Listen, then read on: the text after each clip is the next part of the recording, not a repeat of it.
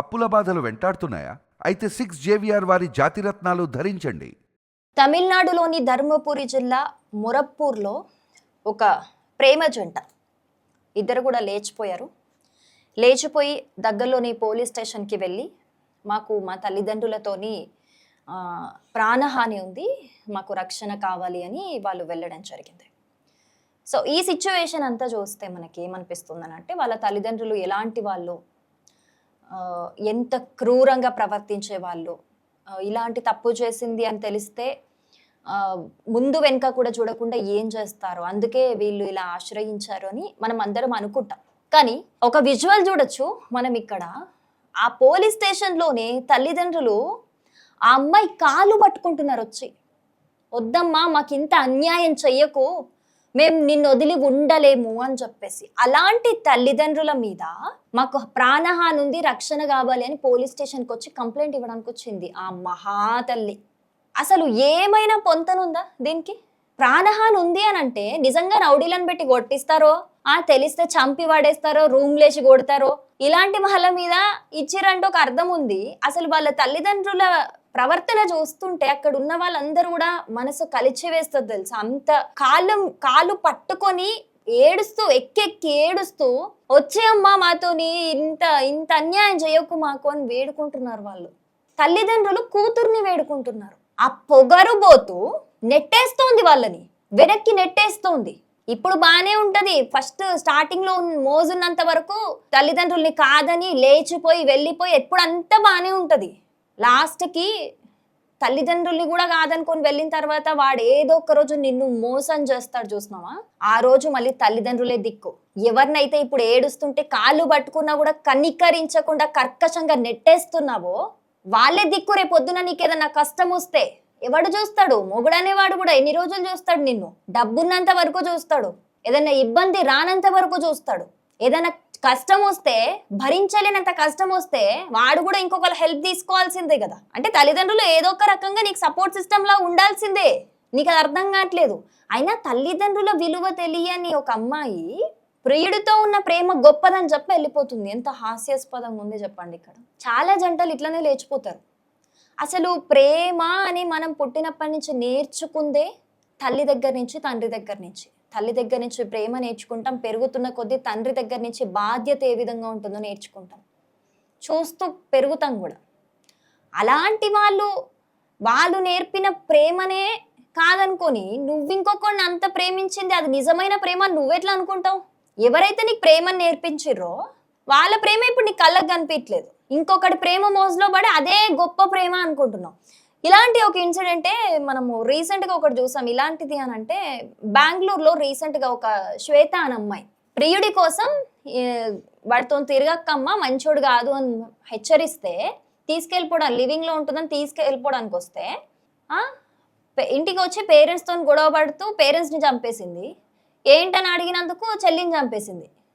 అంటే ఒక ప్రియుడి కోసం ముగ్గురిని చంపేసింది. సొంత వాళ్ళని, బయటెవడో వాడి కోసం సొంత వాళ్ళని చంపేసింది. లాస్ట్కి ఆమెకి ఏ గతి పట్టిందో చూసినాం కదా.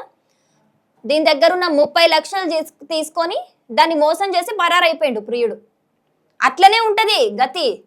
నువ్వు ఒక దగ్గర అన్యాయం చేస్తే దేవుడు నిన్నేం సుఖపెట్టాడు కదా, నీకు కూడా అన్యాయమే జరుగుతుంది. కాస్త ఆలస్యం అవుతుందేమో అంతే. దట్టు తల్లిదండ్రులను బాధ పెట్టిన ఎవ్వరూ కూడా బాగుపడ్డట్టు ఎక్కడ కూడా చరిత్రలో లేదు, ఎక్కడా కూడా ఉండదు. ఫస్ట్ ఆఫ్ ఆల్ ఇట్లా లేచిపోవడం గురించి పర్టికులర్గా మాట్లాడుతున్నా నేను. ఏమొస్తుంది అసలు ఇంత బాధ పెడితే వాళ్ళని? అదే నిజంగా నువ్వు అంత మహాత్మురాలివే అయితే, నీకు ప్రేమ గురించి అంత బాగా తెలిస్తే, నువ్వు ఒకడిని డీప్గా అంత ప్రేమించి వాడి కోసం మొత్తం సర్వం వదులుకొని వెళ్ళిపోవడానికి కూడా రెడీ అయిపోయిన ఒక మహాత్మురాలువే అయితే, అంత గొప్పదానివైతే, ప్రేమ కోసం అంత స్ట్రాంగ్గా నిలబడ్డదానివైతే నువ్వు ముందే పేరెంట్స్ని ఒప్పించుకోవాల్సింది. కూర్చోబెట్టి ఎక్స్ప్లెయిన్ చేయి. ఒక్కసారి చెప్పు వద్దంటారు, 2 సార్లు చెప్పు వద్దంటారు, 3 సార్లు చెప్పు, 4 సార్లు చెప్పు, వాళ్ళకి అర్థం అయ్యేదాకా చెప్పు కూర్చొని. ఆ తల్లిదండ్రులను చూస్తే నువ్వు ఒకవేళ ప్రేమ విషయం చెప్పినా వాళ్ళు ఏమన్నా అనేటట్టు ఉన్నారా నిన్ను? మహా అయితే కరెక్ట్గా అదేమో అమ్మ, లేకపోతే సెటిల్ అవ్వలేదమ్మా వాడు, ఇంకా ఎలా చూసుకుంటాడు, లేకపోతే మంచోడేనా అమ్మ, ఇలాంటివి అడుగుతారు. అంటే వాళ్ళ ప్రవర్తన చూసి ఆ తల్లిదండ్రుల గురించి మాట్లాడుతున్నా నేను.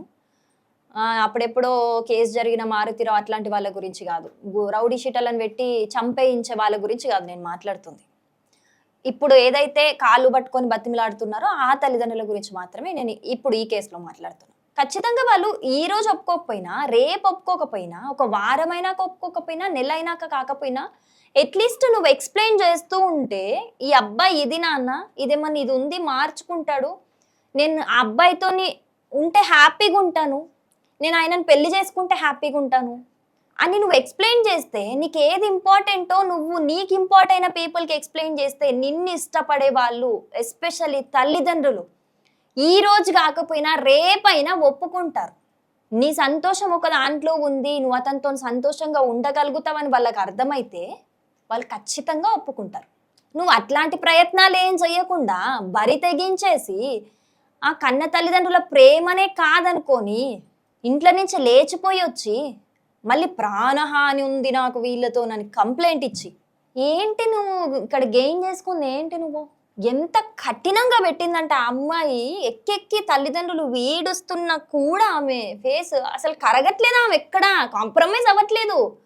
పోలీస్ వాళ్ళు చెప్పినా కూడా అవ్వట్లేదు. ఇంకా పోలీస్ వాళ్ళు గత్యంతరం లేక పోనీండి అమ్మా, అమ్మాయి మేజర్ పోనీండి, మీరు అసలు వాళ్ళని డిస్టర్బ్ చేయొద్దు అని చెప్పి వీళ్ళకే తల్లిదండ్రులకే చెప్పి పంపించేశారు. ఎంత అన్యాయం చూడండి. ఇక్కడ అన్యాయం జరిగింది తల్లిదండ్రులకి, వాళ్ళని డిస్టర్బ్ చేయొద్దని వీళ్ళకి చెప్పి పంపించేశారు.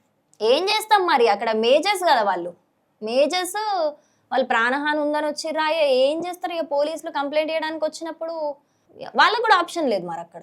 అసలు రాను రాను ఇట్లాంటి వాళ్ళు అన్యాయం ఎక్కడైనా మోసం చేయడం, లేకపోతే తేడా వస్తే వాడిని చంపేయడం, లేకపోతే వాడి చేతిలో చచ్చిపోవడం, ఇవే. అంతేగాని మంచో చెడో తల్లిదండ్రులు చెప్తున్నారు ఆలోచిద్దాము, రేపొద్దున ఏదన్నా అయినా వాళ్ళు తోడుంటారు, ఆహా, ఇలా చేస్తున్నారు కాబట్టి ఇట్లాంటి ఘోరాలు జరుగుతున్నాయి. అసలు ఈ అమ్మాయి చేసిన దాని మీద మీకేమనిపిస్తుంది? ఇదంతా చూసినాక ఒక్కసారి కమెంట్ చేయండి. ఇంత చేసినాక వాడిని వెళ్ళి పెళ్లి చేసుకుంటుంది కదా, అసలు ఆ అమ్మాయి భవిష్యత్తు ఎలా ఉండబోతుంది అది కూడా కమెంట్ చేయండి.